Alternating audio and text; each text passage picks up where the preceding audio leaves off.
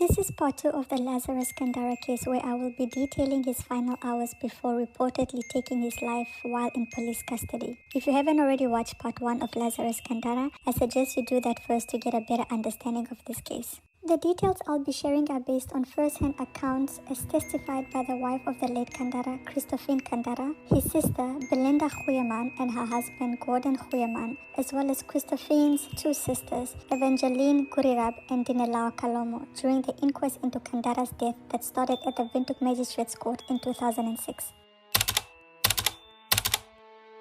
On his second day of giving his testimony in the Avid SSC inquiry, at around 6 p.m. that evening, Kandara was arrested at the Windhoek High Court on charges of fraud and theft.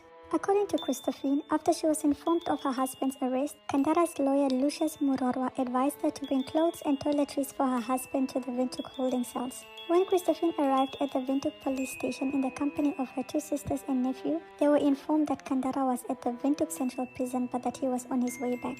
While waiting for him, Christophine said she received a phone call from her husband informing her that the police are being very nice to him and that he was being given an opportunity to go home and take a bath and eat. She said she then returned home and started preparing her husband pap and fleis, with Kandara arriving home almost an hour later with 3 police officers in civilian clothes. Once at home at around 9 p.m., Kandara had dinner and made 2 phone calls, one to his aunt and another to a woman from his prayer group. After dinner, Christophine, Kandara, and one of the police officers went to the bedroom together, where Kandara took a bath.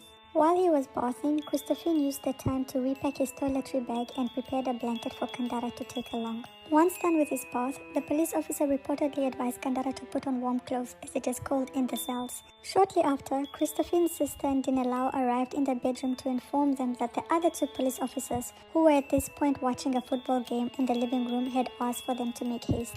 Everyone left the bedroom, leaving Kandara and Christophine's other sister, Evangeline, in the room alone briefly. According to Evangeline, Kandara briefly opened the wardrobe, but she could not tell what he did because the door of the wardrobe was in her face and it happened very quickly. All of Kandara's relatives present at the house that day, however, insist that Kandara did not carry anything to the car and that one of the police officers carried the toiletry bag while family members carried the 2 blankets to the car.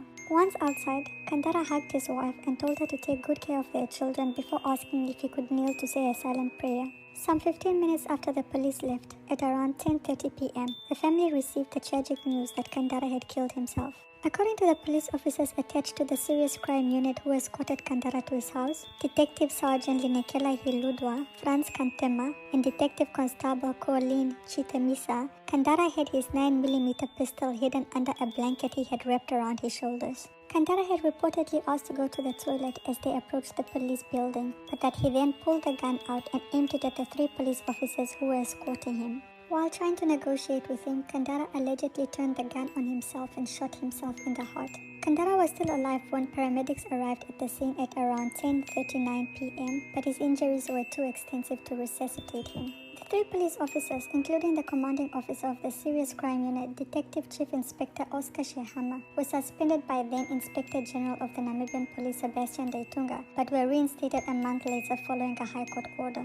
In March 2006, the inquest into the death of Kandara had to be stopped midstream after the presiding officer in the matter, Magistrate Maria Mahali, was asked to recuse herself as she had attended the funeral of Kandara. On 1 March 2007, after hearing 12 witness testimonies, the new presiding officer, Windhoek Magistrate Frikkie Truta, ruled Kandara's death a suicide.